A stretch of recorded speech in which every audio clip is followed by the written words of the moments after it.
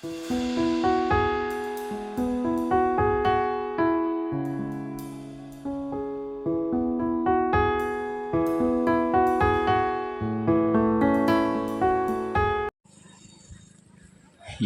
అప్పు చేయాలనిపిస్తే ప్రార్థనను అప్పు చేయి.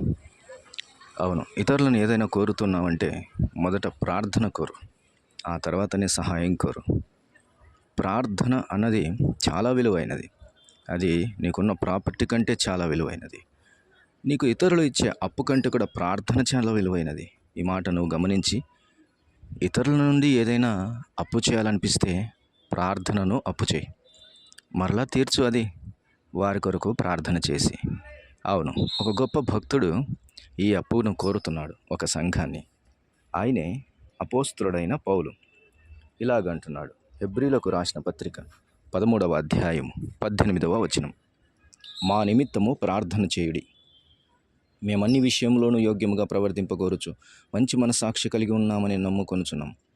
మా నిమిత్తము ప్రార్థన చేయుడి. Pray for us. ఇది చాలా ఇంపార్టెంట్. ప్రార్థన అన్నది నువ్వు ఇచ్చేటటువంటి ఒక సైన్యం.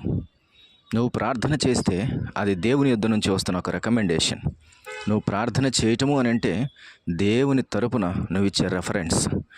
అవును, అది మాట పలుకుబడి కంటే, మాట సహాయము కంటే, చేతల సహాయము కంటే ప్రార్థన సహాయము ఎంత గొప్పదో.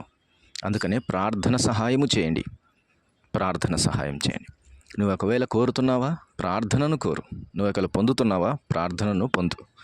నువ్వు ప్రార్థనను కోరుచున్నావంటే, ఒక వ్యక్తి కొరకు నువ్వు ప్రార్థన చేస్తున్నావు అని అంటే నీవు అతని కొరకు దేవుని వేడుకొనుచున్నావని, దేవుని ఎదుట పోరాడుతున్నావని, దేవుని ఎదుట నీవు బ్రతిమాలు కొనుచున్నావని, అతని కొరకు దేవుని ఎదుట నీవు తగ్గించుకొని అడుగుతున్నావని, అతని కొరకు నీవు దేవుని ఎదుట భిక్షాటన చేస్తున్నావని, అతని కొరకు నువ్వు దేవుని ఎదుట ఒక అప్పీల్ చేస్తున్నావని, అతని కొరకు, ఆమె కొరకు నీవు దేవుని ఎదుట ఒక విజ్ఞాపన చేస్తూ ఉన్నావు. అది మరింత అవసరత కలిగి ఉంటే కన్నీటిని వెచ్చించి అడుగుతావు. ఇంకా విలువైనదైతే మోకరించి ఉపవాసంతో అడుగుతావు. ప్రార్థనను ఇవ్వమనంటే ఆస్తి రాశించిన దానికంటే ఎక్కువ. కాబట్టి ప్రార్థన చేయటం ఎంత యోగ్యమో, ఎంత భాగ్యమో. అవును, అట్టి సహాయం చాలా గొప్పది.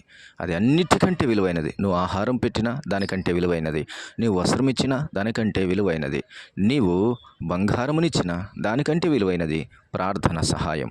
అవును, పేతురు కొరకు ప్రార్థన చేశారు ఇంట్లో ఉన్నవారు. ఎంత గొప్ప సహాయం! సంఖ్యలు తెగిపోయాయి.